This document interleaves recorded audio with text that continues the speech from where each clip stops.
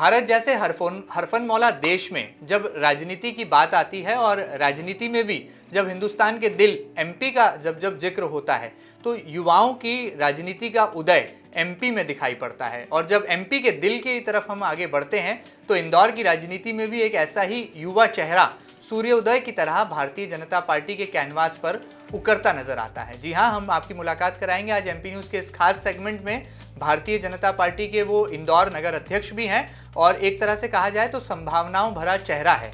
और शायद वजह भी कुछ खास है क्योंकि कोरोना काल जैसे विपरीत हालातों में पार्टी ने उनके कंधों पर नगर अध्यक्ष का बड़ा दायित्व सौंपा है। हम आपकी मुलाकात कराएंगे गौरव रणदीवे जी से। गौरव जी, आपका बहुत बहुत स्वागत है एमपी न्यूज़ के इस खास सेगमेंट में। नमस्कार।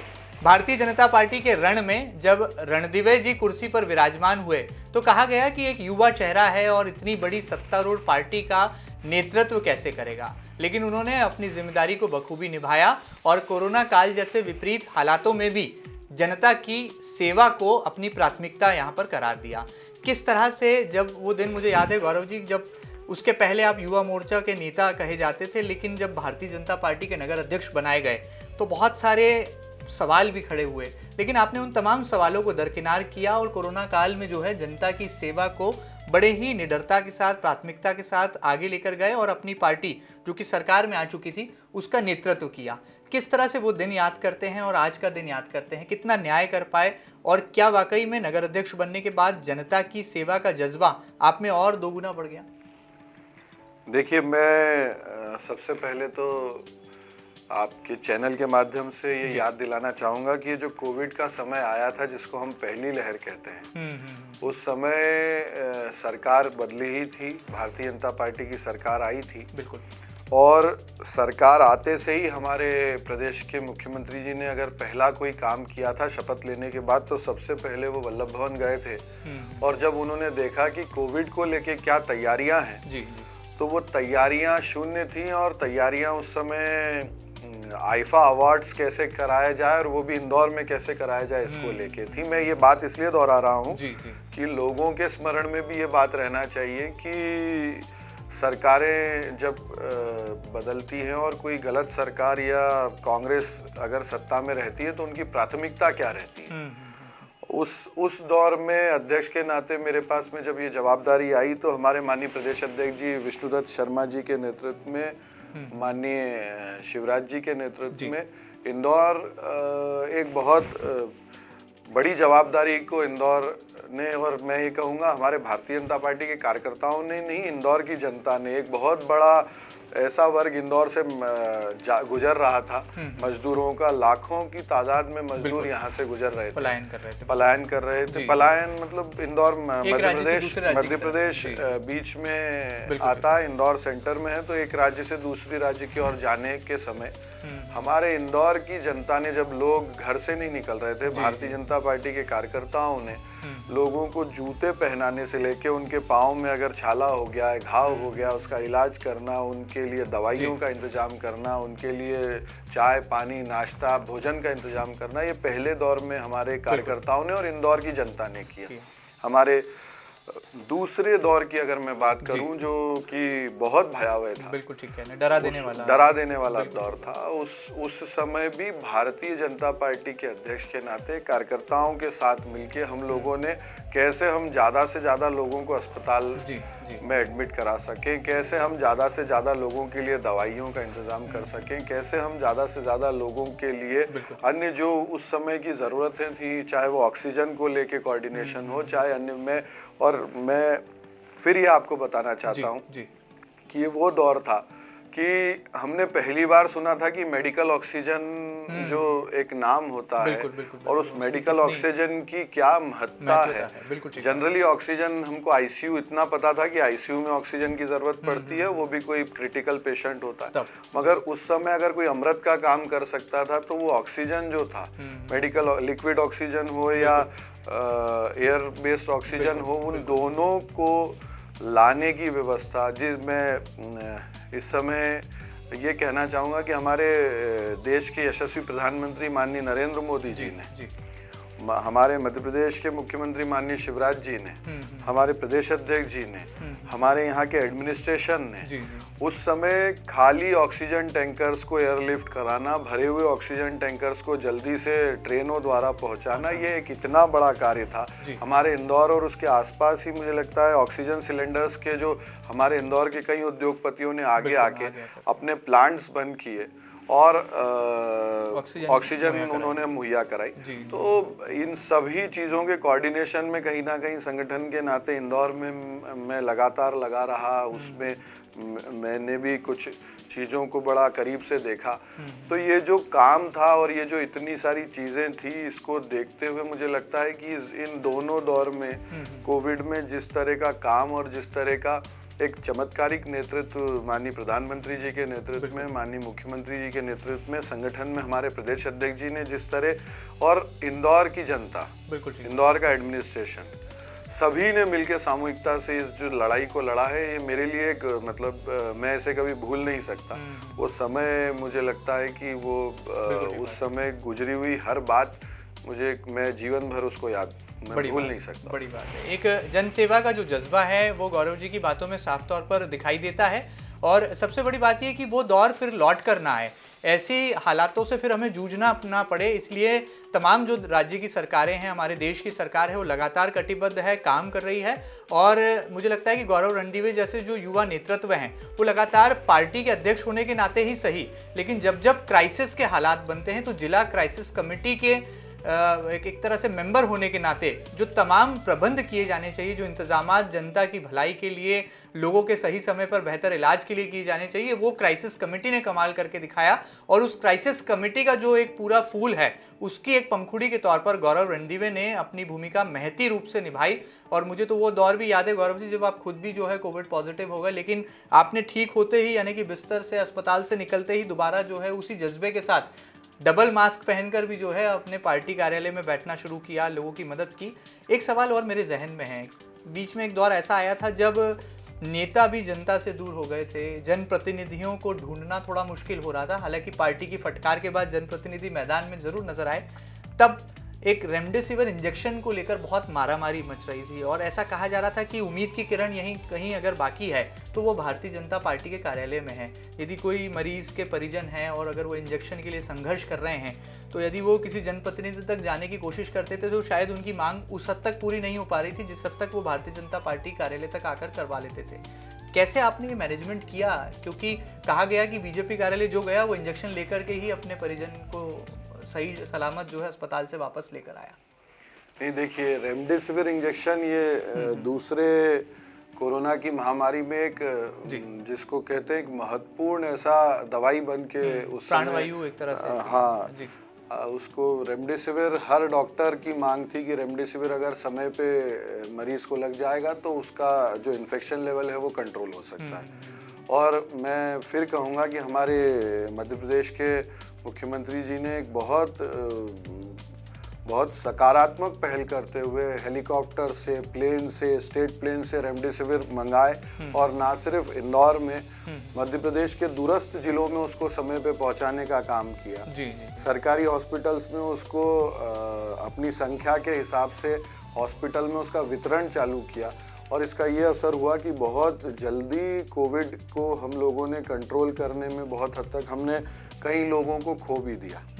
हमारे कई साथी, मैं कहना चाहूँगा भारतीय जनता पार्टी के हमारे कई कार्यकर्ता इस काम को करते हुए नीचे लोगों के बीच में संक्रमित हुए, परिवार में कई लोग संक्रमित हुए, मगर हमने बहुत सारे लोगों को हम तुरंत इस इलाज को देने में, बहुत तुरंत त्वरित कार्रवाई करने में, बहुत सारे लोगों को हम लोग बचाने में भी कामयाब हुए। तो माननीय प्रधानमंत्री जी के नेतृत्व में, माननीय मुख्यमंत्री जी के नेतृत्व में जितनी तेजी से और जितने ऑर्गेनाइज तरीके से ये इंजेक्शंस और जहाँ जहाँ इसकी ज़रूरत थी ये पहुँचे, ही अपने आप में एक बहुत उस समय बहुत बड़ा कार्य था। और माननीय मुख्यमंत्री जी ने उसको बहुत मॉनिटर करते हुए उन्होंने इसको बहुत तेजी से किया। इसके लिए भी मैंने जैसे कहा ना कि इस कोविड काल में बहुत सारी ऐसी चीज़ें हुई हैं वो जो जीवन काल तक मुझे भी याद रहेंगी और लोगों को भी याद रहेंगी कि सरकारें जब सरकार में क्या फ़र्क होता है। एक सरकार की प्राथमिकता थी कि कैसे हम यहाँ पे आईफा अवार्ड करा लें और एक सरकार भारतीय जनता पार्टी की आई, जिनके मुख्यमंत्री, जिनके प्रदेश अध्यक्ष, उन्होंने पहले दिन से ये प्राथमिकता रखी कि कैसे इस आने वाली चुनौती को, ये जो महामारी मानव समाज पे आई है, उसको कैसे लड़ें, उसको कैसे कंट्रोल करें। ये बहुत बड़ी बात है। सेवा की भी बात हो गई, सियासत की भी बात हो गई, और मुझे संजीवनी बूटी का वो किस्सा यहाँ पर याद आ रहा है जब हनुमान जी जो है पूरा का पूरा पहाड़ लेकर जो है पहुँच गए थे प्रभु राम जी के समक्ष, जब लक्ष्मण जी को जो है इस तरह से जो है इलाज की ज़रूरत थी, तो कुछ इसी तरह की संजीवनी बूटी जो है मुहैया कराने में, जनता की जान बचाने में जो है भारतीय जनता पार्टी के नेताओं ने भी भूमिका निभाई, और गौरव रणदीवे जी उन्हीं नेताओं में से एक हैं। बहरहाल आगे बढ़ते हैं। बहुत सारी हमने इस कोरोना काल की बात कर ली। मुझे लगता है कि जनता भी कोरोना काल से अब डरती है, घबराती है, और इस काले अध्याय की पुनरावृत्ति ना हो ऐसी उम्मीदें और ईश्वर से प्रार्थना भी करती है। राजनीति की थोड़ी बात करते हैं। गौरव जी, आप बहुत दबंग हैं, निडर हैं। हमने सुना है कि आप भारतीय जनता पार्टी का जो कमल है वो बड़े ही बेबाक अंदाज में खिलाने के लिए आगे बढ़ रहे हैं। आपने उपचुनाव में भी जीत दिला दी, पार्टी कार्यालय में अनुशासन का पाठ पढ़ा दिया, और कार्यकर्ताओं में जोश भरा, और नई पौध जो राजनीति में आना चाहिए, एक पीढ़ी का पदार्पण जो होना चाहिए, वो आपने करके दिखाया। कितना चुनौतीपूर्ण रहा है अब तक का कार्यकाल? कैसे अपने इस कार्यकाल को देख रहे हैं आप? देखिए, भारतीय जनता पार्टी को अब पार्टी विद अ डिफरेंस यूं ही नहीं कहा जाता। ये एक ऐसा राजनीतिक दल है जो व्यक्ति के लिए नहीं, विषय के लिए काम करता है। बड़ी बात। और हम सभी कार्यकर्ता अपनी विचारधारा को लेके, अपने विषय को लेके काम करते हैं, और जब जिस कार्यकर्ता को जिस भूमिका में लगाया जाता है वो सभी लोग सामूहिकता से मिलके दूसरे कार्यकर्ता के साथ जुट के काम करते हैं। इसलिए कोई ऐसी चुनौती थी या कहीं किसी ने कोई सहयोग में कमी, हम लोग सभी लगातार, हमारे सभी वरिष्ठ मुझे लगातार मार्गदर्शित करते रहते हैं। मेरे जितने समकक्ष सहभागी हैं वो सब मेरे साथ मिलके लगातार, और हम मुझसे जो जूनियर हैं वो लोग भी लगातार अपनी ऊर्जा से काम करते रहते हैं। तो Bharatiya Janata Party, it is a cadre based organisation, और हम लोग लगातार कलेक्टिवली सभी लोग मिल के काम करते हैं, माननीय प्रदेश अध्यक्ष जी के नेतृत्व में, माननीय राष्ट्रीय अध्यक्ष जी के नेतृत्व में, और कैसे नीचे पार्टी जा सके और कैसे नीचे चालना दे सके हम पार्टी को, इसके लिए लगातार हम सब लोग लगे रहते हैं। गौरव जी, इस कोविड काल ने जनप्रतिनिधि होने का जो एक अनुभव है वो भी आपको कराया, और जब आप क्राइसिस कमेटी की बैठक में बैठते थे तो बड़े नीतिगत जब फैसले लेने की बारी आती थी तो तमाम विधायकों के साथ, जनप्रतिनिधियों के साथ मंथन के साथ साथ नगर अध्यक्ष की हामी और स्वीकृति भी ली जाती थी। हमने सुना है कि जो जिला प्रशासन, पुलिस प्रशासन के अधिकारी हैं वो आपका फ़ोन 1 घंटे में उठा लेते हैं, और जनप्रतिनिधियों को कई बार जो है उनके फ़ोन नहीं उठने की शिकायतें जो है सीएम साहब तक पहुँचानी पड़ती है। इस बातों में सच्चाई है? नहीं, ऐसा बिल्कुल भी नहीं है। मैंने जैसा कहा जी, और मुझे लगता है चूंकि आपने ये सवाल पूछा है तो मुझे उसको बताना चाहिए। बिल्कुल बिल्कुल ठीक, वो ये जनता का सवाल है। हमारे जिला प्रशासन के भी सभी अधिकारी, मैं नाम नहीं लूंगा, जी जी बिल्कुल, कोविड काल में मैंने देखा है कि हमारे जिला प्रशासन के अधिकारी, हमारे जिलाधीश और उनके अलावा उनकी टीम, पुलिस के अधिकारी, उनके अलावा उनकी टीम, मैंने जैसे ऑक्सीजन की बात की, तो ऑक्सीजन टैंकर जब आता था या ऑक्सीजन के सिलेंडर्स के लिए कोई हमारा अधिकारी रात भर वहां पे बैठा हुआ, एक अधिकारी, और एक शब्द उस समय मुझे भी पहली बार सुनने में आया था कि ऑक्सीजन इन ट्रांजिट।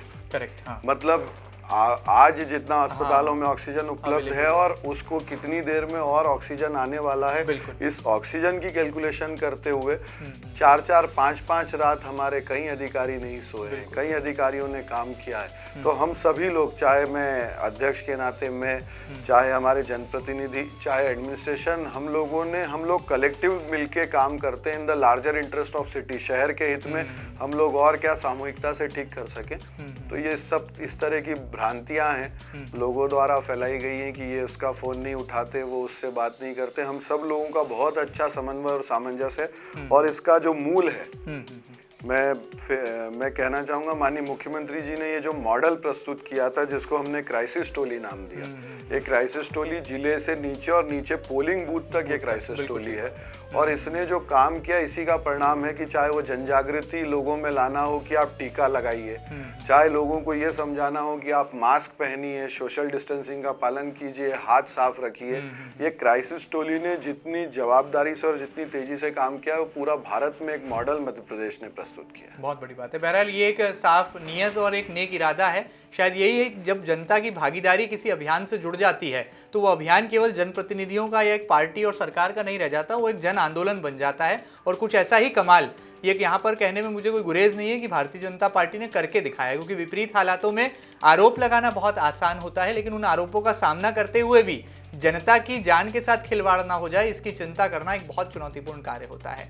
क्या कभी गुस्सा आया गौरव रणदीवे जी आपको, जब कांग्रेस आरोप लगाती रही, कांग्रेस के एमएलए अस्पताल भटक रहे थे, रेमडेसिविर इंजेक्शन के लिए मांग कर रहे थे, चेक लेकर जो है जिलाधीश के सामने खड़े थे, कभी ऐसा लगा कि राजनीति हो रही है?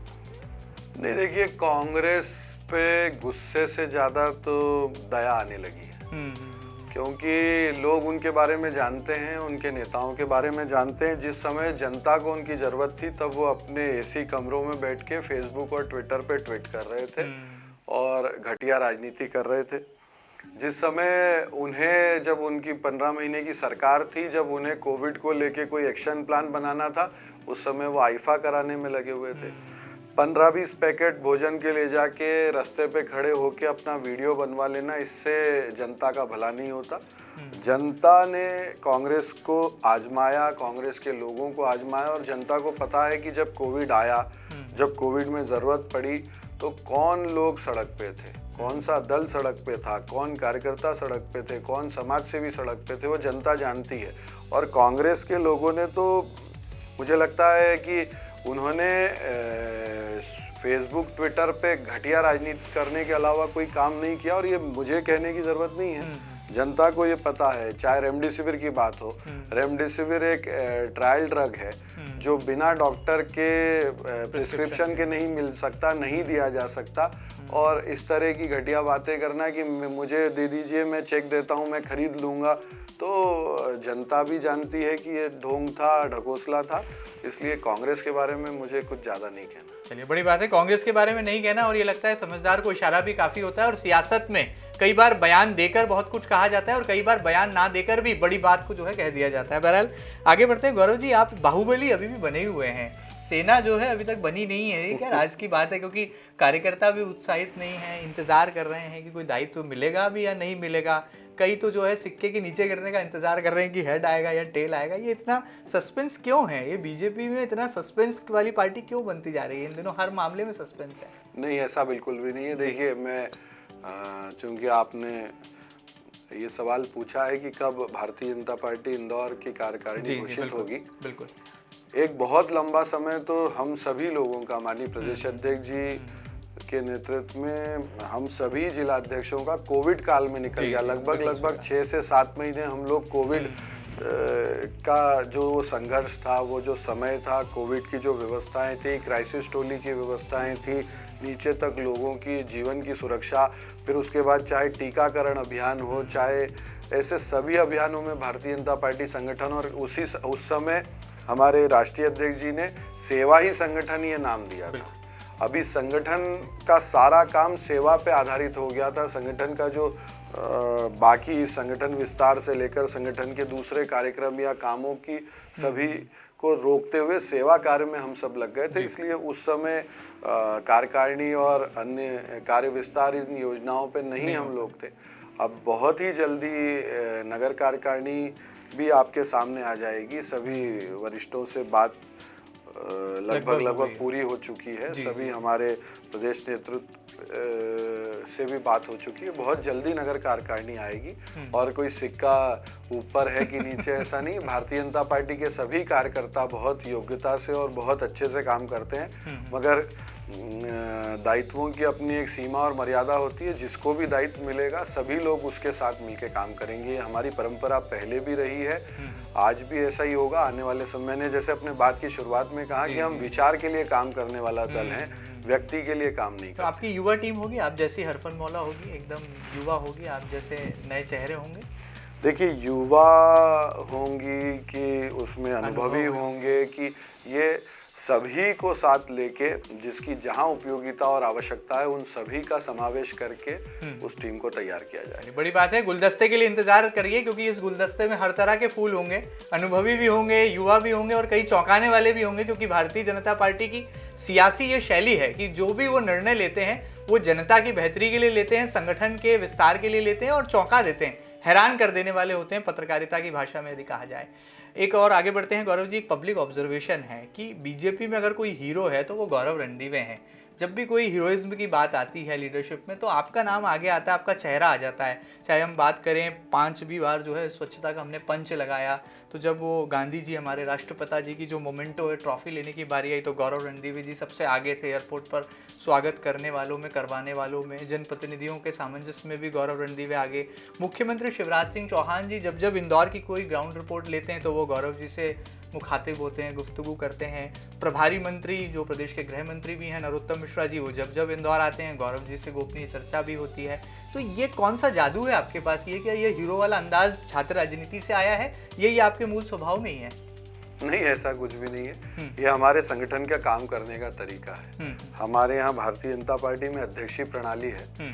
अध्यक्ष सभी को साथ लेके सभी विषयों पे सबका सामंजस्य बनाते हुए काम करता है। तो ये ऐसा आपको देखने में स्वाभाविक लगता होगा, मगर ऐसा कुछ भी नहीं है कि वो सभी लोग सामूहिकता से चीज़ों को करते हैं और उसको कलेक्टिवली हो सकता है उसका प्रस्तुतिकरण कहीं मैं करता हुआ दिखता हूँ, मगर वो जो भी होता है it is a collective effort, सब लोग साथ मिलके करते हैं। जब आप कुछ करते हैं तो आलोचना का भय तो नहीं कहीं सताता? क्योंकि ऐसा लगता है ना जो आगे जाता है तो ये तो मानव स्वभाव है, उसे गिराने के लिए तमाम लोग लग जाते हैं, तो कभी कोई आलोचना का भय तो नहीं सताता? नहीं, मुझे आलोचनाओं से बिल्कुल भय नहीं लगता।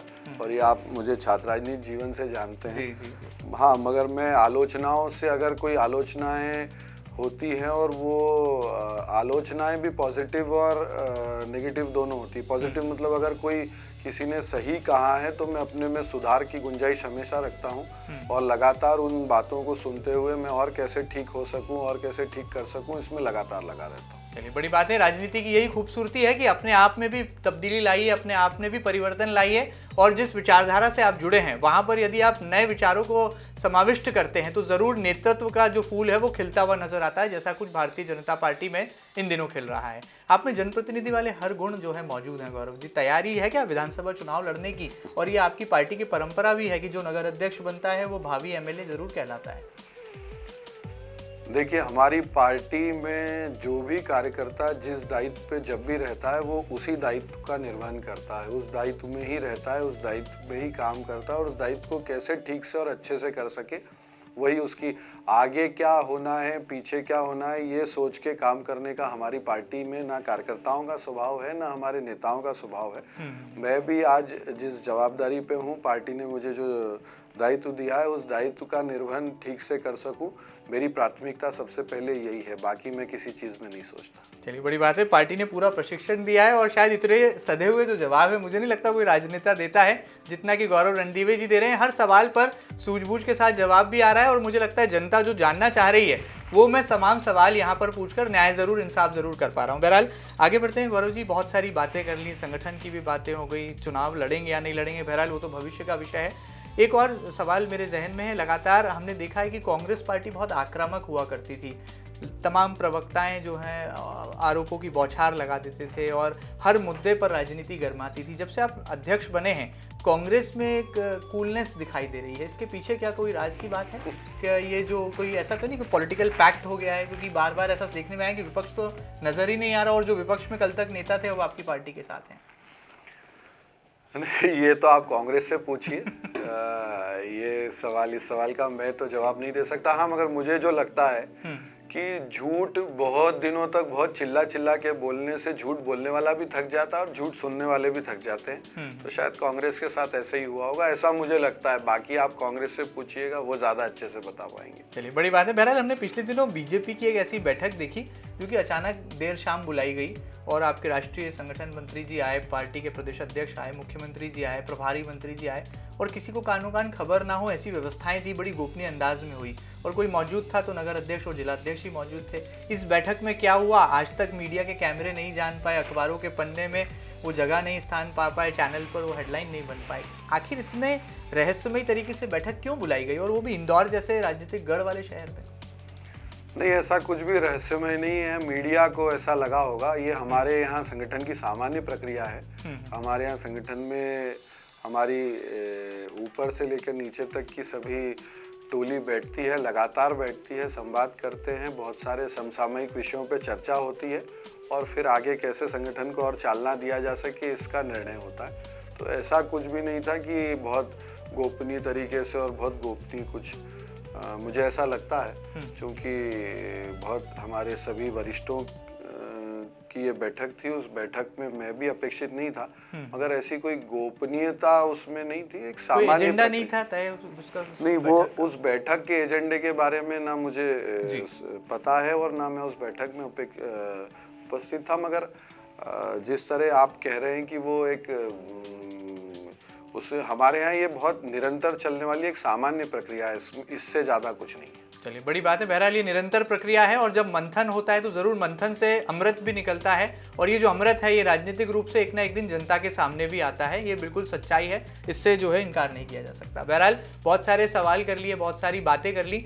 गौरव जी, हमने देखा है कि एक जय और वीरू की जोड़ी है राजनीति में, और जब आपकी बात आती है तो आपके एक मित्र हैं, सखा हैं सावंत जी, उनकी भी बात आती है। इस जोड़ी में कोई खास बात है क्या? ये जय और वीरू जैसा कुछ अंदाज है क्या, या फिर ये जो है तमाम अखबारों की सुर्खियां ही हैं, आज केवल जो है इवनिंग टैबलॉइड्स में एक स्थान पाने के लिए खबर मात्र है? क्या सच्चाई है? देखिए, मैं और सावंत जी बहुत पुराने मित्र हैं, विद्यार्थी परिषद काल से हमारी दोस्ती है जी। छात्र राजनीति जीवन के दोस्त हैं और ऐसे कई हम लोग राजनीति में कई साथी हैं, मित्र हैं, हम लोग सब हम उम्र हैं। तो वो मीडिया को तो कब किस जोड़ी को बना दे और कब किस जोड़ी को बिगाड़ दे और कब किसको कहाँ फिट कर दे, ये आप लोगों का एक स्वतंत्र अधिकार है।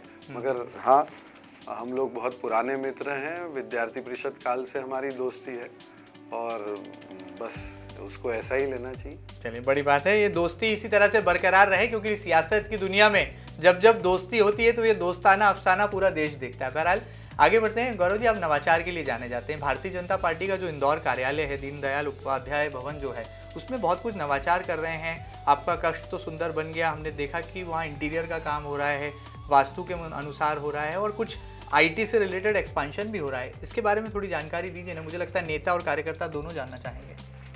नहीं, ऐसा कुछ वास्तु और इंटीरियर नहीं है। जो बेसिक भारतीय जनता पार्टी एक ऐसी पार्टी है जो नवाचार के लिए जानी चाहती है। मैंने जैसे अपनी बातों में कहा कि this is a party with a difference, और ये डिफरेंस सिर्फ कहने के लिए डिफरेंस नहीं है, हम समय काल परिस्थितियों के साथ अपने आप को अपग्रेड भी करते हैं, अपडेट भी रखते हैं।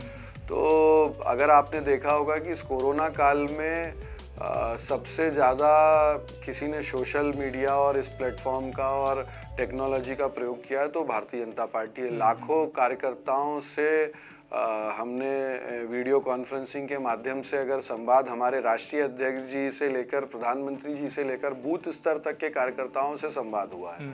उसी कड़ी में इंदौर कार्यालय को थोड़ा सा और कैसे हम जो ज़रूरतें हैं, ज़रूरतों के हिसाब से उसको जोड़ रहे हैं। जैसा मैंने कहा कि भारतीय जनता पार्टी हमेशा अपडेट और अपग्रेड रहने वाला संगठन है, उसको उसी कड़ी में जोड़ के देखना चाहिए। बिल्कुल ठीक बात है। गौरव जी, एक सवाल और मेरे जहन में है, व्यापारियों की तरफ से आता है। व्यापारियों का जब जब दर्द झलकता है, आप मलहम लगाने के लिए खड़े हो जाते हैं, नेता बन जाते हैं, व्यापारियों की आवाज़ बनकर प्रशासन और सरकार से तालमेल बनाते हैं। इन दिनों इंदौर की हवा कैसे शुद्ध हो, वायु प्रदूषण को कैसे हम रोक पाएँ, इस पर कवायदें चल रही हैं और कोयले के इस्तेमाल पर एक तरह से ब्रेक लगाने के लिए प्रस्ताव आया है। प्रशासन पहल भी कर रहा है, नगर निगम लगा है। व्यापारी आप तक पहुंचे थे, उन्होंने अपना दर्द बताया था, यदि कोयले का इस्तेमाल नहीं करेंगे तो व्यापार प्रभावित होगा। उनकी बातों को आपने कितनी तन्मयता से सुना और ये संवेदनशील मुद्दे पर आपने क्या सरकार से कोई बात की है, जिला प्रशासन से सामंजस्य बनाया है? सभी व्यापारी, वो चाहे छोटे रेस्टोरेंट चलाने वाले, भट्टी लगा के काम करने वाले हों या कोयला व्यापारी हों, पार्टी कार्यालय आए थे जी। और मैंने उनकी बात सुनते हुए प्रशासनिक अधिकारियों तक ये बात भी पहुंचाई है कि अभी एकदम से कोई निर्णय ले लेना उन लोगों के लिए भी ऐसा रहेगा कि तुरंत वो, क्योंकि बहुत छोटे और मझोले व्यापारी हैं वो, और प्रशासन ने भी इस बात को माना है कि नहीं एकदम तुरंत कुछ नहीं, मगर ये भी ज़रूरी है कि जैसा इंदौर स्वच्छता में नंबर 1 आया, हम वाटर प्लस में हमने अपनी एक ख्याति बनाई है, अब हमारी हवा भी शुद्ध हो और प्रशासन और सभी लोग भी उसी दिशा में लगे हैं। तो व्यापारियों ने भी ये बात मानी है कि उन्हें थोड़ा समय मिले और वो दूसरे किसी उस पर स्विच होंगे तो प्रशासन और व्यापारियों के बीच में बात हुई भी है और मुझे लगता है प्रशासन इस पे राजी भी है कि थोड़ा समय देते हुए उन्हें और कैसे इसको ठीक किया जा सके करें। बिल्कुल ठीक बात। चलिए, व्यापारियों की सुनवाई भी होगी और बीजेपी के नगर अध्यक्ष जो लगातार जनता की तमाम समस्याएं हैं उसे प्रशासन के अधिकारियों के साथ तालमेल बिठाकर सुलझाने में हमेशा अपनी भूमिका निभाते आए हैं और भविष्य में भी निभाएंगे। गौरव जी, हमने देखा है कि जब हम कुछ अच्छा करते हैं तो एक अवार्ड और रिवॉर्ड की परंपरा है, हमारी पीठ थपथपाई जाती है। मैं कोरोना काल में आपकी भूमिका को जब देखता हूं तो देखा मैंने कि जिस निडरता के साथ, जिस समाज के प्रति संवेदनशीलता के साथ आप मैदान में रहे, आपकी हालांकि पीठ मुख्यमंत्री शिवराज जी ने भी थपथपाई और प्रदेश अध्यक्ष वी डी शर्मा जी भी आपकी तारीफ करने से कहीं चूके नहीं।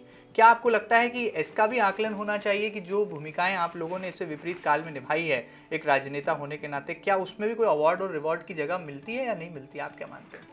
नहीं, देखिए, इसमें कोई अवार्ड रिवॉर्ड का विषय नहीं था, ये हमारी जवाबदारियां थी और संगठन के कार्यकर्ता होने के नाते सभी कार्यकर्ताओं ने अपनी जवाबदारियों को बहुत अच्छे से निभाया, इसकी मुझे संतुष्टि है। भारतीय जनता पार्टी के बूथ स्तर तक के कार्यकर्ता ने उसको जो जवाबदारी मिली, चाहे पहले लहर में भोजन वितरण या अन्य चीज़ों को लेके हो, दूसरी लहर में दवाइयाँ, अस्पताल हो या उनको कोऑर्डिनेशन का काम हो, और उसके बाद सबसे बड़ी जवाबदारी लोगों को जागरूक करके उनको ले जा के वैक्सीनेशन कराने की हो।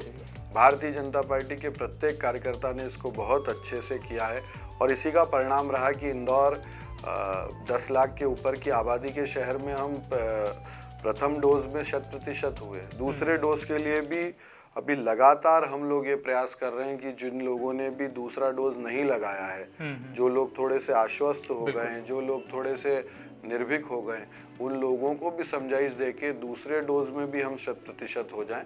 तो ये सब ऐसे कार्य हैं जो भारतीय जनता पार्टी के सभी कार्यकर्ताओं ने समाज को साथ लेके किए हैं। ये अपने आप में एक बहुत मुझे लगता है बहुत प्रशंसनीय कार्य है और इसके लिए कोई अवार्ड रिवॉर्ड की जरूरत नहीं है। काम करते करते जब कार्यकर्ता काम करता है उसको अपने आप ही संतुष्टि मिलती है। बड़ी बात है। कर्मणे वागिका रस्ते मा फलेषु कदाचित्। चलिए, रोल करें, रोल ही रहने दो।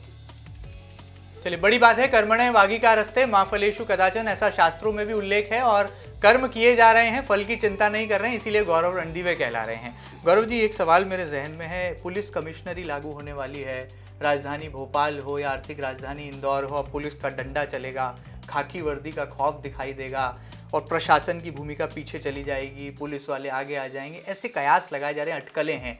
कहा जा रहा है कि 24 घंटे 48 घंटों में पुलिस कमिश्नरी सिस्टम लागू होगा। बतौर बीजेपी नगर अध्यक्ष आप क्या मानते हैं, क्या वाकई में ऐसा कुछ सूरत हाल होगा? तस्वीर बदल जाएगी, प्रशासनिक ढांचा पीछे हो जाएगा, पुलिस आगे आ जाएगी? क्या मानते हैं? नहीं, मुझे नहीं लगता ऐसा कुछ है। और जब भी कोई निर्णय लिए जाते हैं तो सब लोग उस पर बहुत अच्छे से विचार करके और निर्णय लेते हैं और जो भी निर्णय होते हैं वो उनसे कुछ ना कुछ अच्छा ही निकल के आता है। तो मुझे नहीं लगता कि इस तरह कुछ हो। मतलब पुलिस कमिश्नरी आपको लगता है कि शहर की बेहतरी के लिए है, जिले की बेहतरी के लिए है, हमारे प्रदेश के? मैंने जैसा कहा कि जो भी निर्णय लिए जाते हैं वो it is in the larger interest of state और आइदर इन द सिटी। जो भी निर्णय होते हैं वो सब लोग सामूहिकता से जब हमारे वरिष्ठ लेते हैं तो उन निर्णयों का अच्छा ही परिणाम निकल के आता है। चलिए, बड़ी बात है। उम्मीद यही की जानी चाहिए कि सकारात्मक परिणाम आएंगे, चाहे पुलिस कमिश्नरी लागू हो जाए या सरकार और कोई नया मसौदा तैयार कर ले, लेकिन पुलिस कमिश्नरी के बेहतर परिणाम आएंगे, ऐसे कुछ संकेत यहाँ पर दे रहे हैं बीजेपी के नगर अध्यक्ष। हमने इन दिनों देखा है गौरव जी कि टंट्या मामा से बहुत प्रेम बढ़ गया है भारतीय जनता पार्टी का।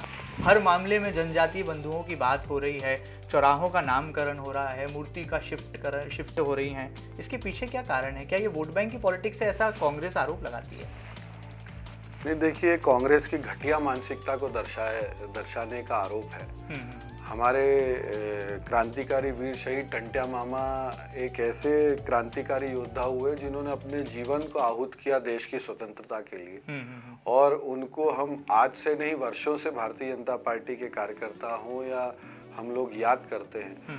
हाँ, ये एक बड़ा कार्यक्रम उनकी पुण्यतिथि पे रखा गया है और उस बड़े कार्यक्रम में सभी हमारे जनजातीय समाज के सभी लोग एकत्रित होके क्रांतिकारी हमारे स्वतंत्रता सेनानी टंट्या मामा को याद करेंगे। तो कांग्रेस ने इतने सालों में ऐसे वीर शहीदों को, क्रांतिकारियों को हमेशा हाशिए पे रखा। और अब जब भारतीय जनता पार्टी की सरकार, भारतीय जनता पार्टी के नेता उनको यथासंभव सम्मान, उनका अधिकार है वो दिलाने की कोशिश कर रहे हैं, वो दिला रहे हैं, तो कांग्रेस के पेट में क्यों दर्द हो रहा है मुझे ये समझ में नहीं आ रहा। चाहे वो हम बात करें भगवान बिरसा मुंडा, जिनको भगवान की उपाधि हासिल थी, ऐसे भगवान बिरसा मुंडा के कार्यक्रम में जब हमारे देश के यशस्वी प्रधानमंत्री नरेंद्र मोदी जी, हमारे मध्य प्रदेश के मुख्यमंत्री जी, जब लाखों जनजाति हमारे इकट्ठा होते हैं और उनके आंखों में खुशी के आंसू रहते हैं कि भारतीय जनता पार्टी की सरकार हमारे ऐसे वीर सपूतों को याद कर रही है, तब भी कांग्रेस का पेट दुखता है। तो कांग्रेस ये स्पष्ट करे कि उन्हें जनजाति समाज के इन वीरों को इतना महत्व मिल रहा है, इन वीरों का इतना सम्मान सत्कार हो रहा है, उससे दर्द हो रहा है, या जनजाति समाज के लिए उन्होंने कुछ नहीं किया इसलिए वो बौखलाहट में इस तरह के बयान दे रहे हैं। कांग्रेस को स्पष्ट करना चाहिए। चलिए, बड़ी बात है, यहाँ पर कांग्रेस के आरोपों का जवाब कांग्रेस देगी, लेकिन जनजातीय प्रेम जग जाहिर है और भारतीय जनता पार्टी उसे बड़े उल्लास और उत्साह के साथ मना भी रही है, जनजाति बंधुओं को बुला करके। बहरहाल आगे बढ़ते हैं। गौरव जी, हमने देखा बीजेपी हमेशा चुनाव के लिए तैयार रहती है। पहले उपचुनाव हुए 22 सीटों पर, तब आपने जो है कमल खिलाने के लिए पूरी मेहनत की। फिर उपचुनाव का दौर आया कोविड काल के बाद, उसमें भी भारतीय जनता पार्टी के लिए आप दिन रात 24 घंटे 7 दिन लगे रहे। अब फिर लग रहा है कि पंचायत चुनाव और उसके बाद शायद नगर निगम चुनाव हो सकते हैं यदि कोविड का कोई असर नहीं देखने को मिला। लेकिन इन तमाम चुनावों के बहाने मिशन 2023 की तैयारी भी अभी से शुरू हो गई आपकी पार्टी में। विधायकों से फीडबैक ले लिया गया है, आपका प्रशिक्षण भोपाल राजधानी में हो गया है। क्या इन बातों में सच्चाई है? नहीं, देखिए, ऐसा बिल्कुल नहीं है। भारतीय जनता पार्टी कोई चुनाव आधारित कार्यक्रम या चुनाव आधारित हम लोग योजनाएं बनाते हैं, ऐसा नहीं। हम लोग लगातार समाज में लोगों के बीच में रहते हैं, लगातार किसी ना किसी माध्यम से लोगों से हम लोग संवाद में रहते हैं। तो चुनाव उसका आधार नहीं है। जो मगर चुनाव में हम लोग हमारे किए हुए काम के आधार पे जाते हैं। चाहे वो इंदौर नगर निगम का चुनाव हो, तो आज 5वीं बार अगर इंदौर स्वच्छता में नंबर 1 है, तो उसका अगर श्रेय जाता है तो भारतीय जनता पार्टी के महापौरों को जाता है, उनकी महापौर परिषद को जाता है, हमारे प्रशासनिक सूझबूझ को जाता है। और जनता ये जानती है कि ये जो इंदौर ट्रांसफॉर्म हुआ है, इंदौर बदला है। पूर्व का इंदौर, अब कांग्रेस काल का इंदौर याद करेंगे तो आपको ध्यान होगा, छोटी सड़कें, गड्ढों की सड़कें, चौराहों के नाम पे किस तरह के हाल थे, आवारा पशु, और मैं कई चीज़ें गिना सकता हूँ, मगर मैं उसमें नहीं जाना चाहता।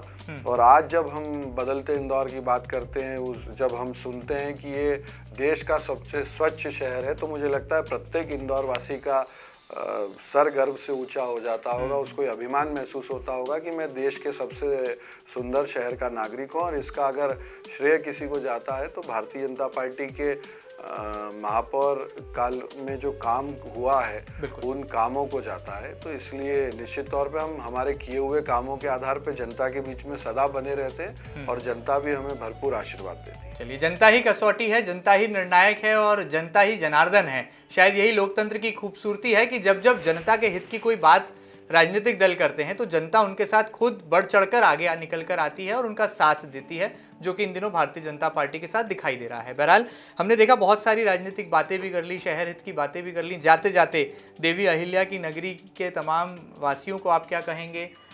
मध्य प्रदेश की 7.5 करोड़ जनता को क्या कहेंगे? एमपी न्यूज़ के लाखों करोड़ों दर्शकों को क्या कहेंगे? बीजेपी के नगर अध्यक्ष होने के नाते अब तक के अपने कार्यकाल के बारे में, और राजनीति में आप जैसे जब युवा आते हैं तो एक शुचिता की बात होती है, कहा जाता है कि कुछ इनोवेशन होगा, कुछ क्रिएशन होगा, कुछ नवाचार होगा। क्या राजनीति में रहते हुए जनता की सेवा के जज्बे के साथ कुछ नवाचार करने के लिए भी आप आगे बढ़ेंगे और इसी तरह से अपनी ये भूमिका निभाते चले जाएंगे? देखिए, मैं सबसे पहले तो अभी सभी लोगों से और विशेषकर मेरे इंदौर के परिवारजनों से ये कहना चाहता हूँ कि कोविड की एक और लहर विदेश में आ चुकी है और उसको लेके एक बहुत बड़ा सब हम देख ही रहे हैं। हमारे माननीय प्रधानमंत्री जी, माननीय मुख्यमंत्री जी सभी उस कैसे हम लोग सुरक्षित रह सकें इसकी पूरी तैयारियां भी कर ली है और उसमें लग भी गए हैं। मगर हम लोगों को भी फिर से बहुत सावधानी रखनी होगी। बिल्कुल। हमें दूसरे डोज के जिन जिन लोगों के वैक्सीनेशन नहीं हुए हैं वो अपने वैक्सीनेशन ज़रूर करा लें। फेस मास्क लगा के रखें, मास्क का प्रयोग करें, सावधानी रखें, अनावश्यक भीड़ ना जुटाएं, ना लगाएं, हाथों को साफ रखें। जो जो सावधानियां हम सब कर सकते हैं हम लोग सब मिलके करें ताकि हम लोग फिर से इंदौर को, मध्य प्रदेश को सुरक्षित रख सके। अभी तो मैं आपके चैनल के माध्यम से यही सबसे निवेदन करना चाहता हूँ। चलिए, बड़ी बात है, राजनीति की बात नहीं की, यहाँ पर जनहित की बात करी और शायद यही एक जनप्रतिनिधि की खूबसूरती होती है कि एक कला कौशल होता है कि वो जनता की बात पहले रखते हैं, राजनीति को पीछे छोड़ देते हैं। और गौरव रणदिवे एक अलग ही तरह के राजनेता हैं जो कि सूझबूझ के साथ हर सियासी सवाल का जवाब भी देते हैं। और वर्तमान में तो भारतीय जनता पार्टी के रण में रणदिवे के ही चर्चे हैं, क्योंकि चारों तरफ यही कहा जा रहा है कि इंदौर जैसे हरफनमौला शहर में एक युवा के हाथों में है भारतीय जनता पार्टी की कमान, जो कि बखूबी उसे रफ्तार भी दे रहा है। एमपी न्यूज़ के इस खास सेगमेंट में फिलहाल इतना ही। ये खास वार्तालाप आपको कैसी लगी हमें ज़रूर बताइएगा और आपका फीडबैक हम तक ज़रूर पहुंचाइएगा। ताज़ा तरीन खबरों के लिए कहीं मत जाइएगा, लगातार बने रहिएगा आपके अपने न्यूज़ चैनल एमपी न्यूज़ के साथ। फिलहाल दीजिए इजाज़त, नमस्कार। एमपी की नब्ज, एमपी का हाल, मध्य प्रदेश की हर खबर एमपी न्यूज़ टीवी के साथ। लगातार खबरों के लिए सब्सक्राइब करें हमारा YouTube channel MP news TV. Latest updates के लिए बेल आइकन दबाना जरा भी न भूलें।